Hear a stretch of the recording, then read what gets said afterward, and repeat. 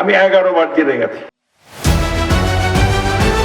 আপনারা দেখছেন প্রতিদিনের ভোটের আলাপ।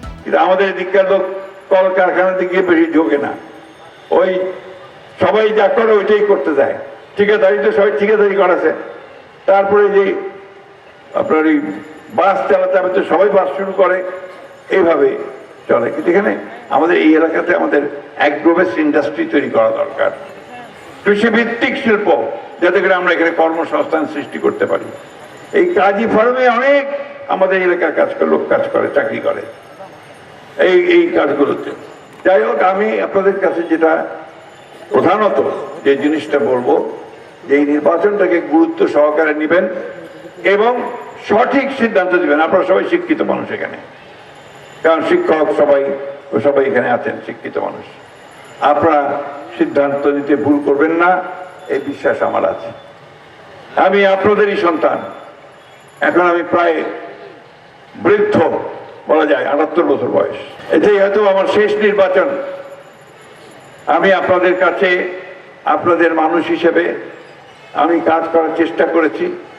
আমি যে বিশ্বাস করি গণতন্ত্রে, সেই গণতন্ত্রকে প্রতিষ্ঠিত করবার জন্য আমি 11 বার জেলে গেছি, 3.5 বছর জেলে ছিলাম।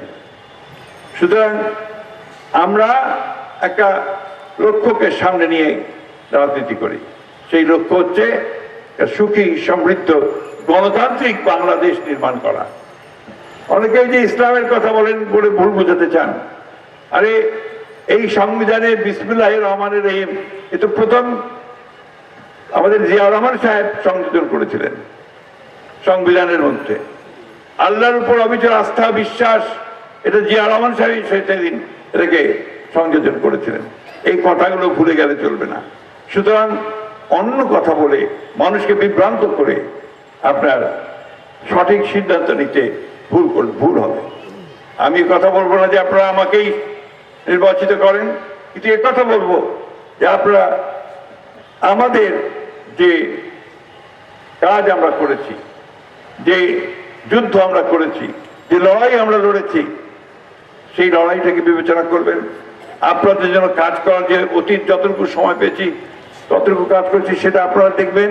ওই একই সঙ্গে আপনাদের দেশের কল্যাণ কিসে হবে সেটা আপনারা বিবেচনা করবেন। আমি শুধু বলবো, বাংলাদেশ জাতীয়তাবাদী দল বিএনপি, আমরা বাংলাদেশের দল।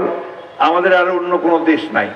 পালায় আমরা ভারতও যাওয়া পারবো না, আমরা আপনার পিন্ডিতেও যেতে পারবো না, আমরা নিউ ইয়র্ক বা আপনার অন্যখানেও যেতে পারবো না।